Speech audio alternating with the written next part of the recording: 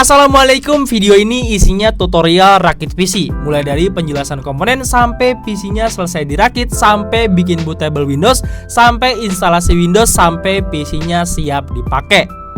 Video ini akan dibuat sebaik mungkin, selengkap mungkin, sedetail mungkin, sebaik yang saya bisa. Dan saya akan sisipin penjelasan-penjelasan supaya teman-teman gak hanya bisa rakit PC, tapi mulai paham soal PC. Karena pasti yang nonton video ini adalah teman-teman yang pengen banget punya PC atau yang udah beli komponen-komponennya tapi belum bisa rakit PC. Di depan saya ini udah ada beberapa komponen PC yang akan kita rakit jadi sebuah PC. Dan PC yang akan kita rakit ini bisa dibilang udah cukup lengkap karena udah ada liquid cooling dan juga RGB-RGB-an. Langsung aja kita masuk ke tools apa aja yang kita butuhin untuk rakit PC. Tools apa aja yang kita butuhin? Pertama, kita butuh obeng plus kecil ya, yang ukuran ini panjang kayak gini supaya kita bisa ngebaut di tempat-tempat yang sempit. Kedua adalah obeng plus yang gede ya, yang kuat kayak gini. Kalau misalnya teman-teman punyanya yang biasa nggak apa-apa, tetap bisa. Yang penting obengnya plus. Ketiga adalah kabel tis teman-teman. Nah ini kayak gini, bebas mau yang kecil mau yang besar kayak gitu, yang bagus yang terserah, yang penting kabel tis dan gak kecil-kecil amat untuk kabel manajemen. Terus yang keempat adalah alat potong teman-teman untuk motong lebihan dari kabel tisnya. Kalau misalnya teman-teman gak ada yang kayak gini, teman-teman bisa pakai gunting kecil aja, jangan cutter, karena kalau cutter takutnya kabelnya malah kegunting. Langsung aja kita absen komponen apa aja yang diperluin untuk rakit PC. Komponen pertama yang kita butuhin adalah prosesor. Di sini kita pakai prosesor dari Intel Core i7 14700K. Kalau teman-teman pakai prosesor AMD nggak jadi masalah karena proses rakitnya bakal sama aja. Kedua adalah motherboard. Kita ini pakai dari MSI B760M Gaming Plus Wi-Fi. Motherboard ini khusus untuk Intel dan soket Elgato 1700. Jadi cocok sama prosesor yang tadi kita pakai.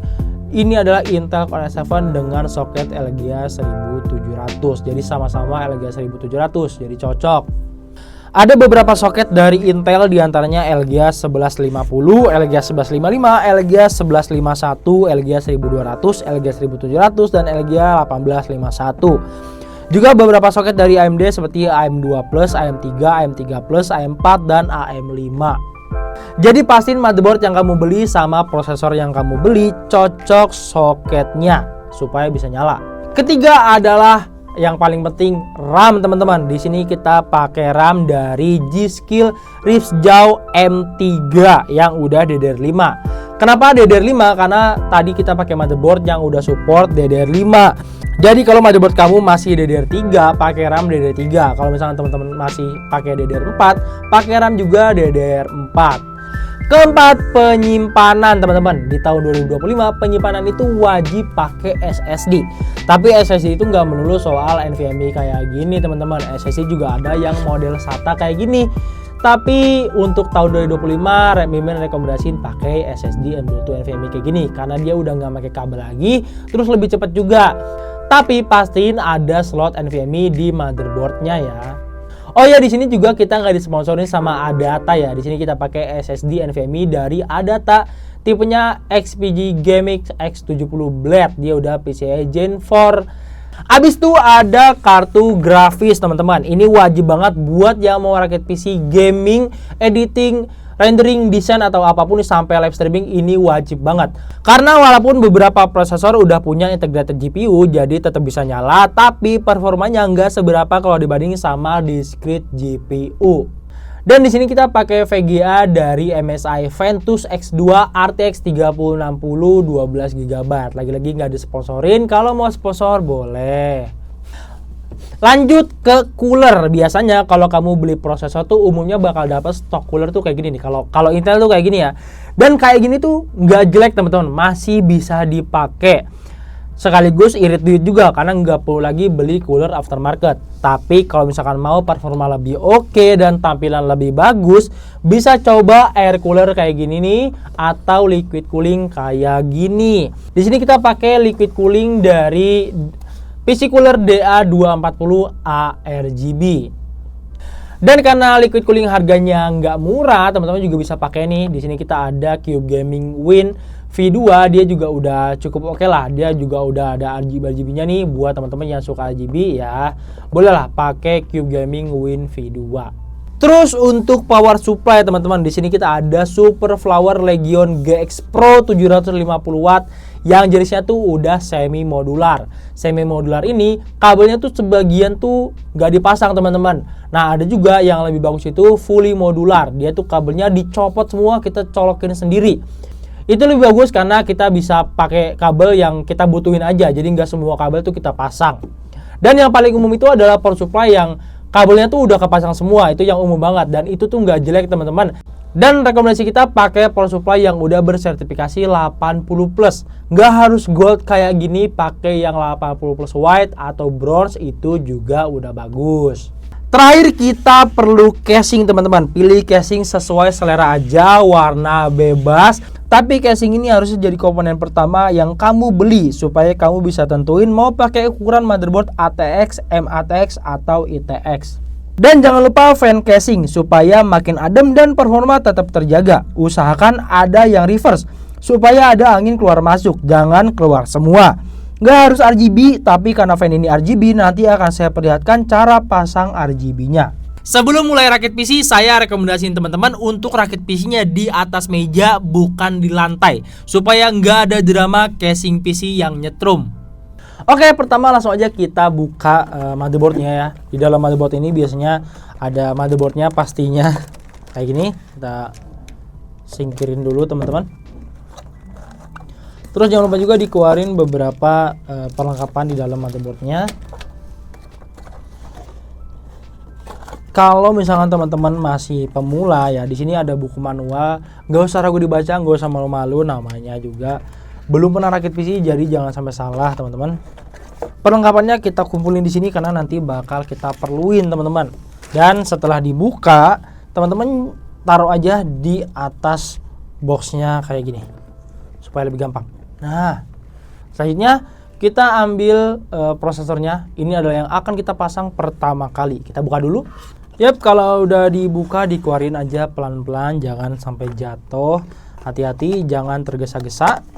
Dan langsung aja kita ambil prosesornya. Nah, ini dia prosesornya Intel Core i7 14700K. Ini adalah prosesor Intel socket 1700. Dan teman-teman perhatikan segitiga yang ada di bawah sebelah kiri dari soket prosesornya teman-teman. Nah segitiganya tuh bentuknya kayak gini ya, ada ya segitiganya.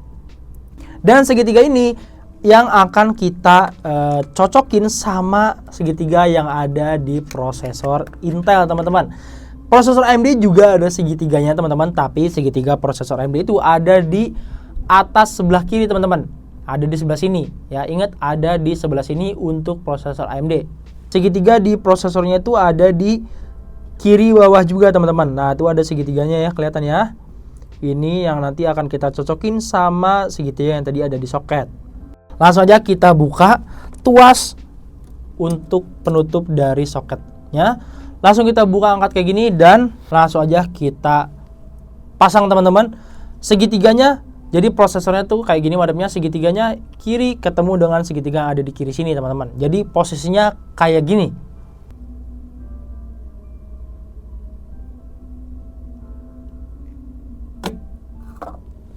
Kalau udah kepasang gini jangan diangkat-angkat, pokoknya diemin aja. Kalau udah kayak gini udah pas, yakin, jangan diangkat-angkat lagi, langsung ditutup kayak gini. Nanti dia bakal copot sendiri ininya.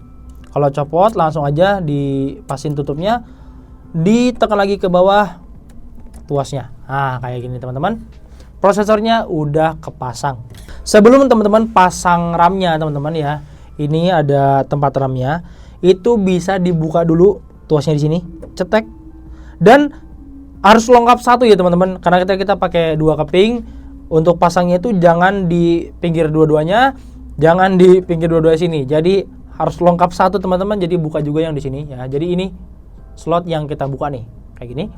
Dan di motherboard ini tuas yang harus kita buka itu kalau pasang RAM cuman satu aja, nggak dua-duanya. Kadang ada motherboard yang dua-duanya. Kalau misalkan di motherboard teman-teman dua-duanya perlu dibuka, ya dibuka gini aja, atas sama bawahnya kayak gitu. Dan ini dia RAM-nya, kita buka dulu. Dan teman-teman lihat di sini RAM-nya itu ada bagian yang ompong teman-teman. Nah, ini di sini lihat ya, ada bagian yang ompong. Itu teman-teman pasin juga sama bagian yang di sini. Nah, biasanya itu yang ini sama yang ini itu panjangnya beda. Nah, gampang teman-teman, lihatin aja di sini mana yang lebih panjang nih. Pasti atasnya ini yang lebih panjang, bawahnya agak lebih pendek. Terus cocokin ompongnya. Nah, ini kalau teman-teman lihat nih, ini adalah posisi pasang RAM-nya yang benar kayak gini. Nah, jangan ditekan dulu, teman-teman lihat dulu, masih bisa dilihat itu pas atau enggak kaki-kakinya. Kalau udah pas langsung aja ditekan, jangan satu tangan ya teman-teman, pakai dua tangan kayak gini. Yang yakin. Nah, sampai ada bunyi ceklek, itu artinya udah kepasang dengan baik. Dan di sini langsung otomatis ketutup. Tadi kan kita buka tuh. Sama juga dengan RAM yang keduanya. Kalau RAM keduanya ini gampang teman-teman, tinggal lihat aja tuh ya. Sama nih, berarti ya kayak gini gitu. Tapi kalau teman-teman mau liatin lagi kakinya, boleh banget supaya nggak salah. Nih kayak gini. Pencet dua tangan kayak gini yang yakin. Nah, supaya pas kepasangnya tuh kayak gini. Ya, kita berhasil pasang prosesor sama RAM-nya teman-teman. Lanjut, sekarang kita pasang SSD ya, atau storage-nya. Langsung aja kita buka. Ini dia teman-teman. Ah, ini dia SSD-nya. Nah, SSD ini dia tuh udah dapat namanya heat spreader atau heatsink atau apalah sejenis itu. Tapi di motherboard ini kita udah ada, jadi kita nggak perlu pakai lagi ininya. Kita ambil aja SSD-nya aja. Ini SSD-nya teman-teman tuh. Adata XPG.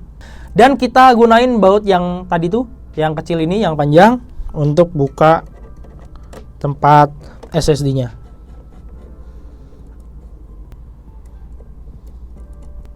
Kalau udah buka, diangkat, langsung kita pasang aja SSD-nya. Teman-teman lihat lagi kayak pasang RAM, di sini ada bagian yang ompong. Nah, dan teman-teman cocokin sama tempat SSD M.2 NVMe-nya. Di sini ada, lihat ya, ada bagian kaki ini di sini. Cocokin sama yang ompong di sini. Berarti kita pasangnya kayak gini, teman-teman. Nah, lihat ya. Tuh kayak gini. Ya, kita pasang langsung.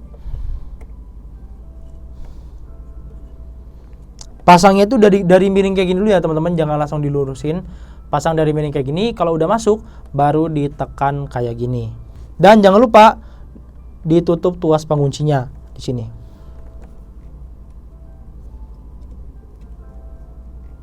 Nah, dan di sini motherboard MSI dia nggak pakai baut, dia cukup pakai tuas pengunci aja. SSD-nya tuh udah diam di tempat gini teman-teman. Dan jangan lupa, karena tadi kita nggak pakai speeder bawaan dari Adatanya, kita pakai yang ada di motherboard. Jangan lupa ya teman-teman untuk dibuka nih ya, stiker dari heatsinknya dibuka supaya SSD-nya supaya thermal pad di sini berfungsi teman-teman. Nah, langsung aja kita tutup lagi teman-teman. Dan kita bawa lagi pakai obeng yang kecil panjang tadi. Hati-hati aja, nggak usah terlalu kuat-kuat, nanti bautnya malah dol. Nah, ini udah kayak gini, udah kepasang dengan baik teman-teman. Dan kita udah berhasil pasang prosesor, RAM, dan juga SSD-nya. Dan setelah ini kita akan pasang dudukan dari liquid coolingnya di sini. Kenapa kita pasang lebih awal? Supaya dudukannya bisa langsung pasang, nanti kita tinggal baut aja liquidnya. Kita singkirin dulu motherboard yang udah kita pasang prosesor, SSD, dan RAM. Ini dia liquid coolingnya PC Cooler DA240. Langsung aja kita buka. Kalau kalian pakai liquid cooling kayak gini, performa pendinginan ya dari prosesornya tuh jadi bagus gitu teman-teman. Jadi prosesornya tuh nggak mudah overheat. Liquid coolingnya nggak usah kita keluarin dulu, kita ambil aja mountingnya teman-teman. Kita buka.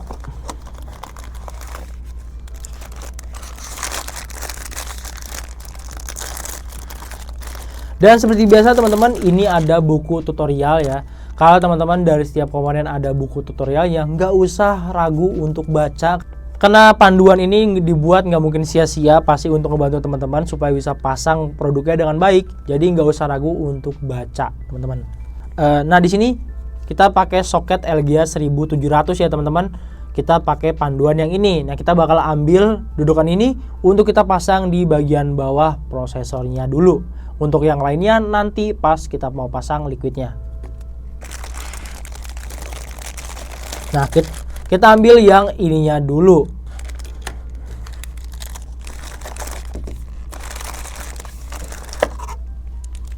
Nah, ini angkat motherboardnya pelan-pelan teman-teman. Terus balik ya. 4 dudukan baut ini cocokin sama yang bolong di motherboard teman-teman.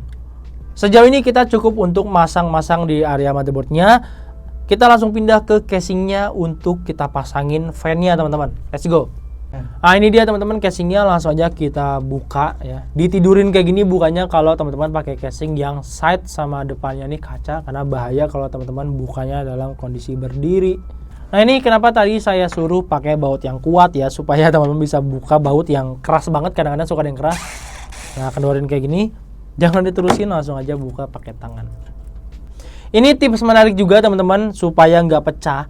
Plastik yang ada di kaca dari casing teman-teman ini jangan dibuka dulu teman-teman ya. Entah yang ada di dalam atau yang ada di luar, jangan dibuka dulu. Karena kalau misalnya teman-teman nanti buka plastiknya, terus kacanya kebentur dikit aja, itu gampang banget pecah teman-teman. Jadi jangan dibuka dulu ya. Terus angkat kacanya pelan-pelan teman-teman. Kalau bisa, kalau ada bantuan, minta bantuan teman untuk naruh kacanya. Setelah casingnya dibuka kayak gini, itu buka juga bagian belakangnya teman-teman. Jangan bagian kacanya aja, bagian belakangnya juga dibuka. Kenapa dibuka bagian belakang? Karena di belakang biasanya ada baut teman-teman, baut dari casing ya. Kalau teman-teman beli casing baru, teman-teman bakal dapat baut yang kurang lebih tuh kayak gini teman-teman. Nah, tapi di sini saya juga bakal jelasin fungsi ya dari baut-baut yang kalian dapetin. Baut yang kayak gini teman-teman nih, yang ada topinya kayak gini, fungsinya untuk baut casing teman-teman ya, untuk ngebaut bagian casing luar teman-teman. Pokoknya yang muncul ke permukaan itu baut-baut yang kayak gini. Terus untuk baut yang kayak gini teman-teman nih, baut yang kayak gini, ini biasanya untuk ngebaut hard disk atau juga CD-ROM di dalam casing PC teman-teman. Ini udah jarang banget nih yang pakai baut kayak gini. Terus untuk baut yang modelnya kayak gini, ini fungsinya sebagai dudukan motherboard teman-teman. Dudukan motherboard di casing, supaya motherboard kalian sama casing tuh ada gapnya. Nah, ini pakai baut yang kayak gini. Nanti bautnya masuk ke sini juga nih, baut untuk motherboardnya. Dan yang paling umum adalah baut yang kayak gini, baut yang kayak payung teman-teman. Tuh, baut yang kayak payung. Dan baut ini adalah baut untuk nempelin motherboard ke dalam casing. Nah, bautnya tuh kayak gini, baut payung teman-teman tuh. Nah, ini kayak gini. Jangan sampai salah baut ya teman-teman, nanti nyopotnya susah kalau salah baut. Itu aja teman-teman yang paling basic ya di dalam PC itu, bautnya kayak gitu aja. Di sini kita bakal langsung pasangin ya fan casing yang bakal kita pakai di rakitan kali ini. Kita copot dulu dust filternya di atas. Di dalam casing ini bisa dipakai fan sejumlah 1, 2, 3, 4, 5, 6, 7 teman-teman. Tapi di bagian atas ini nanti akan dipakai untuk liquid cooler. Jadi fan yang bisa kita pakai ada 5, 1, 2, 3, 4 dan 5 teman-teman. Tapi karena tadi ada kita pakai fan reverse ya teman-teman ya. Fan reverse ini akan kita pasang di bagian bawah teman-teman, supaya anginnya masuk dari bawah, keluar, dan yang di sini liquid cooling. Ini adalah fan yang normal dan ini adalah fan yang reverse. Nah, teman-teman bisa bedain ya dari baling-balingnya. Yang ini terbalik, yang ini normal kayak biasanya. Oke, bisa bedain ya. Ini yang reverse, ini yang biasa. Kita reverse pakai 2, yang biasa ada 3. Ya, pasangnya tuh kayak gini, ditidurin aja, nggak usah diberdiriin, bahaya. Cukup dipasin aja lubangnya, langsung bisa dibaut pakai obeng yang plus yang besar ya, supaya kuat. Jangan lupa dibaut di keempat sudutnya supaya fan casingnya kuat teman-teman. Selesai kita pasang fan reverse yang kita taruh di bawah teman-teman. Nah, kayak gini. Fan-nya udah kepasang. Sekarang kita pasang fan yang normal di bagian belakang sini 1. Oh ya, kalau pasang fan itu bagian tulangan ini tuh ada di belakang ya teman-teman. Jadi tertutup kayak gini. Jadi yang kelihatan itu adalah baling-balingnya kayak gini. Jangan dibalik kayak gini, nanti estetikanya kurang bagus. Ya, di bagian belakang udah kepasang teman-teman fan-nya. Sekarang kita pasang di bagian side teman-teman di sini. Nah, setelah fan-nya kepasang semua kayak gini, sekarang teman-teman bahasanya tuh kalau di sini tuh dicelosin teman-teman ke belakang sini supaya kabelnya tuh nggak ngumpul di dalam sini, tapi keluar ke belakang sana teman-teman. Nah, ini dia kabel ini yang akan kita celosin ke belakang teman-teman ya, lewat sini aja nih. Di casingnya ada banyak lubang. Ini dia kabel addressable RGB-nya juga sama. Dan ini akan saya lakuin ke semua kabel fan-nya kayak gini ya.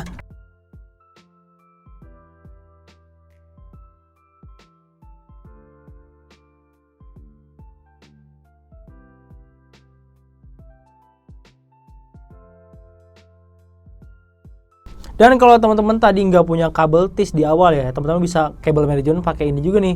Jadi kalau ada ikatan fan ya, jangan dibuang, dipakai aja buat manajemen kabelnya nanti. Nah, ini udah saya masukin semua ke belakang sana. Dan ini dia penampakan kabel dari casing dan kumpulan kabel fan ya teman-teman. Nah, dari casing teman-teman bakal dapat beberapa kabel juga ya. Ini adalah kabel front panel, ini adalah kabel USB 3, ini adalah kabel USB 2, terus ini adalah kabel HD audio. Ya, terus masukin juga kabel-kabel panel tadi ya ke dalam casing ya. Kalau USB 3 biasanya di samping, terus kalau panel biasanya di bawah, sama USB juga HD audio juga di bawah. Oke teman-teman, kalau udah langsung aja kita pasang power supply-nya. Ini adalah power supply semi modular ya. Power supply semi modular itu kabelnya nggak langsung kepasang semua, jadi kita bisa tambahin yang perlu-perlu aja, atau bahkan yang udah ada ini udah cukup. Jadi kita nggak kebanyakan kabel di bagian belakang casingnya gitu, jadi lebih ringkas gitu. Yap, langsung aja kita baut ya teman-teman. Dan biasanya kalau di power supply yang bagus itu biasanya udah tulisannya teman-teman, ini kabel untuk CPU, ini untuk VGA, ini untuk 24 pin motherboard. Jadi teman-teman nggak perlu pusing bedainnya. Langsung aja kabel-kabel ini kita masukin ke casingnya supaya dia keluar ke depan sana. Tapi masukinnya ngelihat juga letak dari colokan di motherboardnya ya. Jadi kalau CPU kan di atas, jadi langsung aja kita masukin ke bagian yang ada di pojok sini teman-teman. Langsung aja kita masukin. Terus untuk 24 pin biasanya ada di pinggir sana ya, sini, jadi kita masukin ke sini.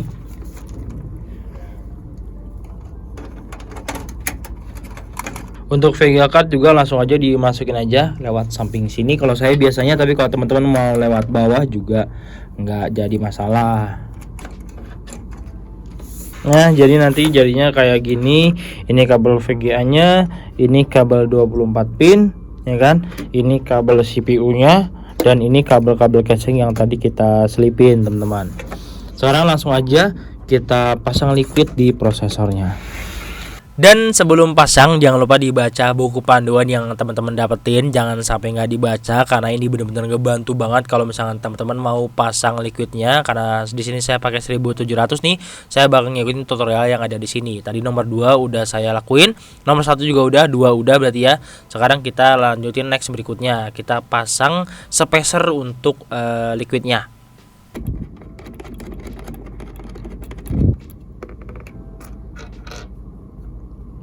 Dan kalau teman-teman masang kayak ginian, gak usah kuat-kuat banget karena khawatir merusak motherboardnya.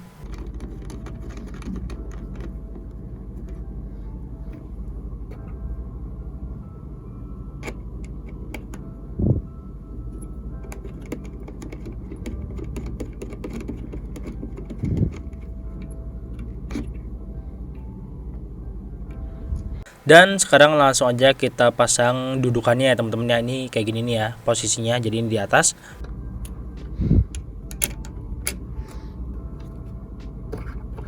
Oke, terus ini di bawah. Dan langsung dipasang baut ya teman-teman ya.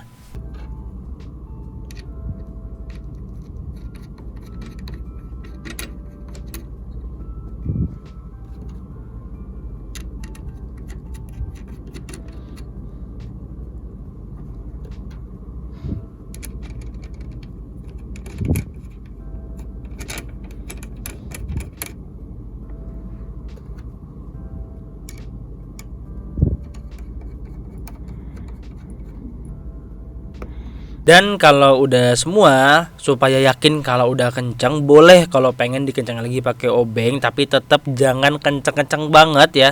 Tujuannya supaya nggak lepas aja gitu, jangan kenceng-kenceng.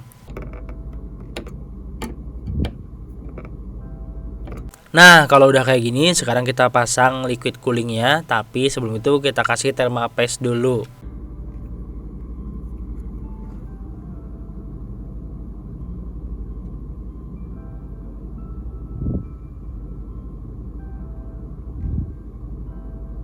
Dan segini aja udah cukup, dan kalau mau dirapihin juga silahkan aja, nggak apa-apa. Buat yang mau rapihin ya, diratain bisa pakai kartu kayak gini atau bisa juga pakai yang lain. Yang penting rapi aja, jangan sampai bleber-bleber. Dan untuk ngebautnya nggak usah langsung kenceng-kenceng banget ya, mungkin 3 atau 5 putaran aja, terus pindah lagi ke baut yang sebelahnya biar terpasang dengan baik. Pindah lagi ke sini. Pindah lagi ke atasnya. Jangan langsung dikencengin salah satunya, takutnya nanti teman-teman kesulitan ngebaut yang sebelahnya. Nah, dan kayak gini aja udah cukup kuat. Oke teman-teman, sebelum kita pasang motherboardnya, di sini adalah kabel power 8 pin CPU ya teman-teman ya. Biasanya kalau teman-teman nggak pakai liquid bisa pasang ntar aja, tapi karena kita pakai liquid takut mentok, jadi kita pasang dari sekarang aja. Kalau teman-teman nggak pakai liquid sih bisa pasang ntar aja karena emang gampang banget, tapi karena ini takut terhalang lain-lainnya, jadi kita pasang dari sekarang aja. Baru kita pasang motherboardnya. Dan untuk liquidnya biarin kayak gini aja karena nggak apa-apa. Untuk masukin motherboardnya hati-hati ya teman-temannya, kalau bisa sambil direbahin aja. Ini saya sambil berdiri, jangan ditiru karena supaya kesorot kamera aja. Ini saya coba baut satu dulu ya, ini kayak gini posisinya. Kalau udah pas langsung aja dibaut semuanya, jangan sampai ada yang lupa supaya kuat.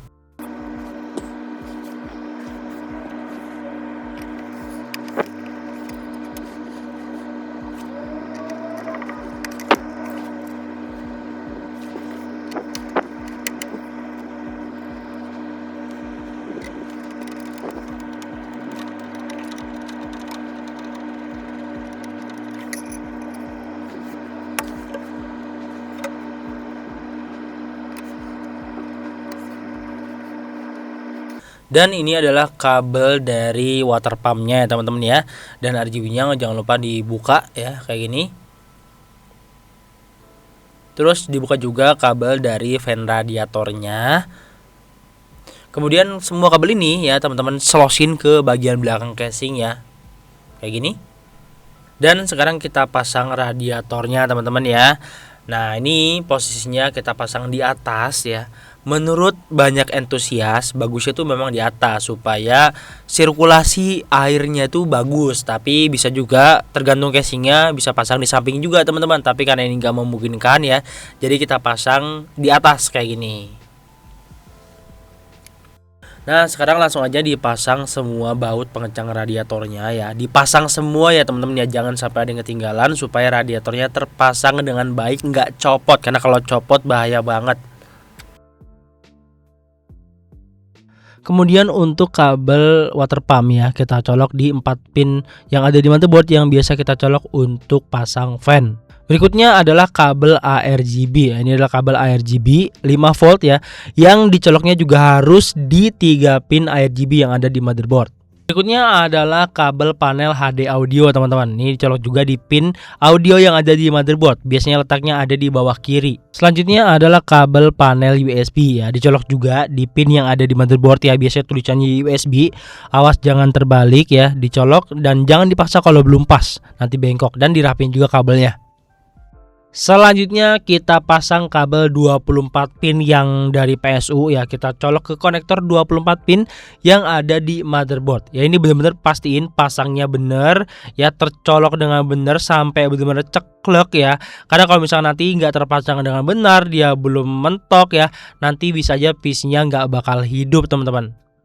Selanjutnya kita pasang kabel front panel USB 3 ya teman-teman. Ini kita colok juga ke port USB 3 yang ada di motherboard. Ya pastiin gak kebalik dan pastiin lubangnya udah pas sama jarumnya baru ditekan karena rawan bengkok. Hati-hati ya teman-teman ya.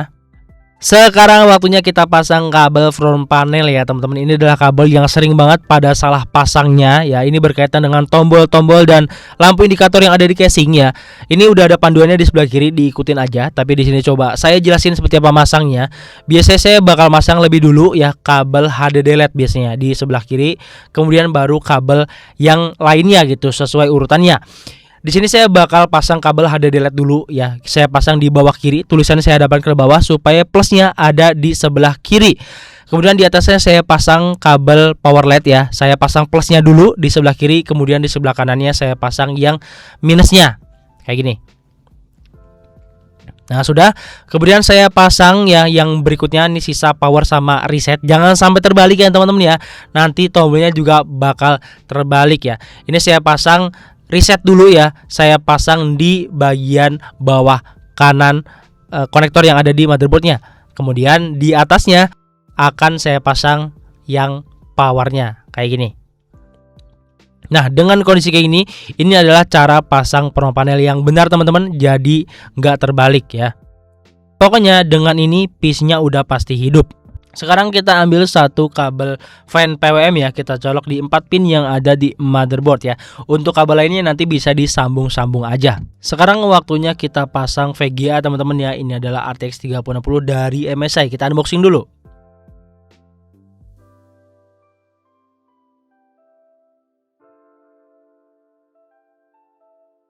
Sebelum teman-teman pasang VGA-nya, dibuka dulu di bagian sini, sama di bagian lubang sinnya dibuka 2 biji ya. Kenapa 2? Karena VGA yang saya pakai di sini juga cuma pakai 2 baris aja. Dan jangan lupa teman-teman ya, ini kalau teman-teman lihat ya di motherboard itu ada tuas juga nih ya. Ini pastiin tuasnya tuh dalam kondisi di bawah kayak gini, ditekan aja. Nah kalau udah kayak gini, itu teman-teman udah bisa pasang VGA-nya. Tapi kalau VGA baru ini dicopot dulu ya teman-teman ya, dan langsung aja diposisikan kayak gini. Nah kalau teman-teman lihat di sini ya, itu ada bagian yang ompong kayak pas kita masang RAM tadi ya. Nih teman-teman lihat ya, ada yang ompong, dan di motherboardnya di sana tuh kelihatan ada seperti sekat pembatas gitu. Nah teman-teman cocokin aja kaki yang ompong ini sama sekat yang ada di sana. Berarti posisinya udah bener, tinggal dimasukin aja teman-teman. Kalau udah masuk itu teman-teman masih bisa lihat tuh ya, teman-teman masih bisa lihat udah pas atau belum. Kalau udah pas, udah yakin, langsung tekan aja. Nanti kuncian yang tadi kita buka di sini langsung ke kunci sendiri. Terus jangan lupa ditahan sambil kita baut teman-teman. Selanjutnya kita pasang ya kabel power untuk VGA-nya. Ini adalah kabel 8 pin dari PSU ya. Biasanya tertulis VGA atau PCIe, kadang-kadang juga nggak ditulis, tapi kurang lebih bentuknya kayak gini ya, 8 pin ya, yang bakal kita pasang ke port yang ada di VGA-nya. Langsung aja kita pasang ya. Ini kalau pasangnya benar udah pasti masuk kok. Tapi kalau misalnya nggak masuk, jangan dipaksa ya, nanti bisa rusak. Nah sekarang tinggal kita sambung-sambungin aja ya kabel RGB sama kabel PWM-nya. Kayak gini teman-teman ya. Jadi lubang sama jorumnya tinggal digabungin gini aja ya. Semua kabel fan ya, semua kabel RGB sama kabel PWM-nya itu kita sambung-sambungin kayak gini. Jadi RGB PWM ya PWM gitu. Jadi nyambung semuanya, kita cukup colok satu kabel aja. Nah ini PC-nya udah terpasang semuanya ya. Sekarang kita udah bisa nih tes nyala PC-nya teman-teman. Nah ini PC-nya udah berhasil hidup ya, nggak ada tanda-tanda yang mencurigakan ya. Nah ini tampilan dari monitornya ya, suhunya 27-28 derajat Celcius, prosesor terbaca, motherboardnya B76 Gaming Plus Wi-Fi ya. Kita coba ke memorinya. Memorinya terbaca dua-duanya ya teman-teman ya, semuanya terbaca. Terus kita lihat storage-nya juga terbaca juga, XPG GameX ya. Kalau udah kayak gini artinya PC-nya udah selesai kita rakit ya, tinggal kita rapihkan aja kabel-kabelnya teman-teman. Ini adalah kabel RGB, jadi pastiin kalian lipat-lipat tapi jangan sampai lepas. Ini adalah kabel-kabel fan yang tersambung-sambung, ini juga pastiin jangan sampai lepas kalau kalian tekuk-tekuk. Sebenarnya perkara rapi-rapiin kabel ini nggak ada cara khusus ya, tutorial khusus tuh nggak ada teman-teman. Yang penting kabelnya teman-teman pisahin ya, terus dilipat dengan benar ya, diikat dengan benar supaya kalau misalnya nanti teman-teman mencari kabel tertentu itu bisa ketemu dengan gampang gitu. Jadi nggak asal disumpel-sumpelin aja. Dan kalau misalkan teman-teman pasang tutup belakang casingnya juga gampang gitu. Pasang sama lepasnya juga gampang karena kabel-kabelnya tuh tersusun dengan rapi. Dan untuk ikat kabel-kabelnya, teman-teman bisa pakai kabel tis aja ya. Nanti untuk potong kabel tisnya bisa pakai tang potong kalau punya atau gunting. Dan jangan pakai cutter ya teman-teman ya, karena berbahaya dan rawan kabelnya kepotong. Jadi untuk amannya bisa pakai kabel tis atau gunting aja. Dan kalau teman-teman merasa udah cukup rapi ya dari hasil teman-teman manajemen kabelnya, kalau misalkan mau langsung ditutup aja langsung nggak apa-apa. Karena Mimin aja ini cepat-cepat aja ya biar nggak lama videonya, yang penting nggak acak-acak amat. Sampai sini akhirnya PC-nya selesai dirakit ya. Kalau teman-teman mau cek-cek lagi PC yang teman-teman rakit, boleh dicek-cek lagi apa semua udah terpasang dengan baik atau belum. Tapi kalau ini aku lihat ini PC yang kurakit udah selesai dirakit semuanya, udah aman, gak ada yang ketinggalan dan bisa langsung diinstal.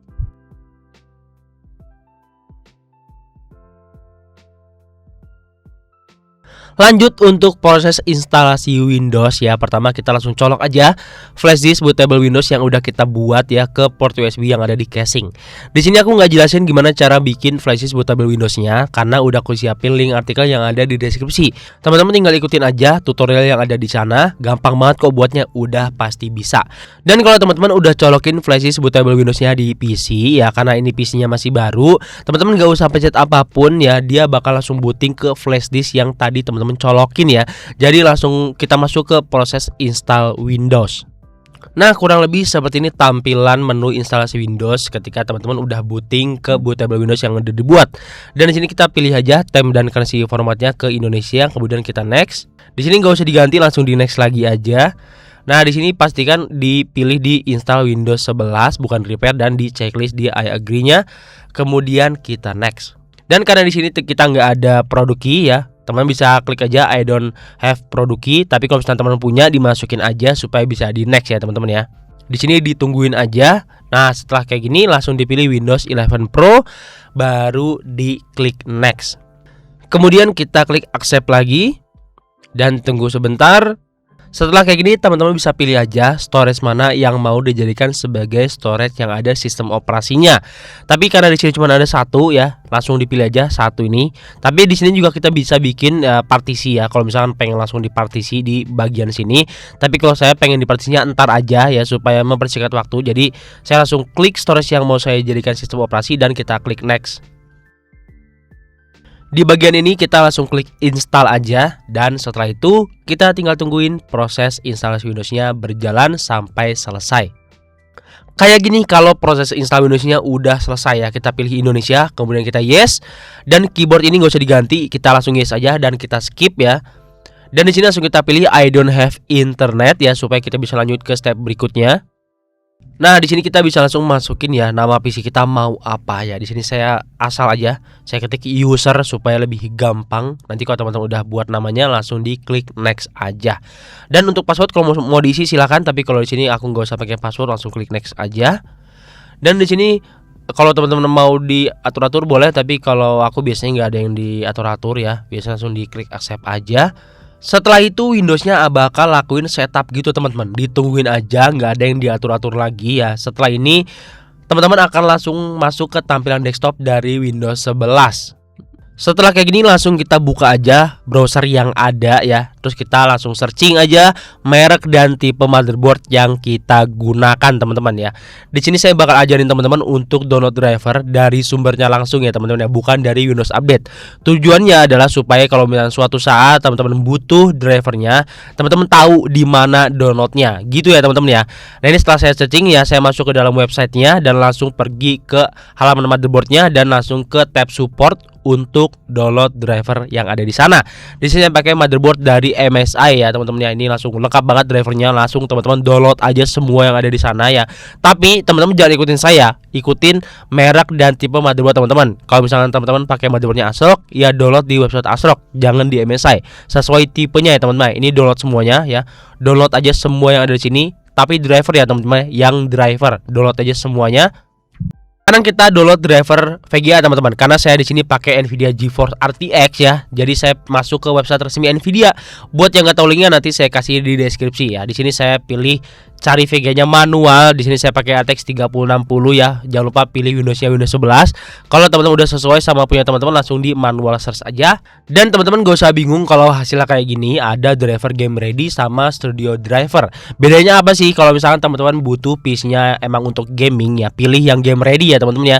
Tapi kalau teman-teman gak fokus gaming ya, lebih ke editing ya, software editing, pilih yang studio driver. Di sini karena saya butuh untuk gaming, jadi saya download yang game ready ya teman-teman ya. Diklik aja langsung download now teman-teman, dan dia bakal langsung mulai downloadnya. Dan selanjutnya untuk proses install driver sebenarnya nggak ada yang susah teman-teman ya. Tadi kita udah downloadin semua drivernya, teman-teman tinggal diinstal aja. Nggak ada cara khusus, tinggal dibuka aja, kemudian oke atau yes aja, tinggal di next aja, nggak ada cara khusus. Pastiin semua diinstal, nggak ada yang terlewatkan supaya fungsi PC-nya semua berjalan dengan baik ya teman-teman ya. Setelah teman-teman udah install semua driver yang tadi teman-teman download, dan teman-teman bisa restart aja PC-nya supaya lebih fresh. Dan selama teman-teman udah selesai rakit PC sampai proses instalasi Windows, dan sekarang PC-nya udah siap digunakan. Itu dia proses rakit PC mulai dari komponen sampai PC-nya udah selesai dirakit kayak gini, udah siap dipakai. Semoga beberapa penjelasan yang saya kasih ke teman-teman semua mudah diterima sama teman-teman yang nonton. Sama mohon maaf banget kalau masih banyak kekurangan. Semoga nanti kita masih ada waktu lagi ke depan untuk bikin konten rakit PC yang lebih bagus lagi. Emang proses rakit PC itu nggak gampang teman-teman. Kadang ada aja kendalanya. Makanya buat teman-teman yang pengen rakit PC aja di Saudagar Komputer. Karena teman-teman nggak akan dikasih komponen aja, tapi bakal dirakitin kayak gini yang bagus, yang rapi. Jadi nggak perlu rakit PC sendiri yang tulisnya tuh belum tentu punya. Dan yang paling penting nih, perlu teman-teman tahu rakit PC di Saudagar Komputer itu bisa kirim-kirim ke seluruh Indonesia. Untuk konsultasi spek dan budget, boleh langsung aja chat nomor admin yang ada di deskripsi. Dan makasih banget buat teman-teman yang udah stay nonton sampai detik ini. Semoga teman-teman jadi bisa rakit PC dan mulai paham soal PC. Sebenarnya masih banyak banget yang bisa dijelasin soal PC, tapi mungkin next video ya, supaya video ini nggak kelamaan juga. Oke, mungkin cukup segitu aja video ini. Seperti biasa, saya mohon maaf banget kalau ada kesalahan dalam penyampaian informasi. Terima kasih teman-teman sudah menonton. Jangan lupa like video ini, komentar kalau ada pertanyaan, dan share video ini. Jangan lupa juga subscribe channel YouTube Saudagar Komputer dan aktifkan lonceng notifikasi biar teman-teman nggak ketinggalan kalau ada video terbaru dari Saudagar Komputer. Ikuti juga sosial media kami yang ada di deskripsi. Sampai jumpa di video berikutnya. Terima kasih dan salam teknologi.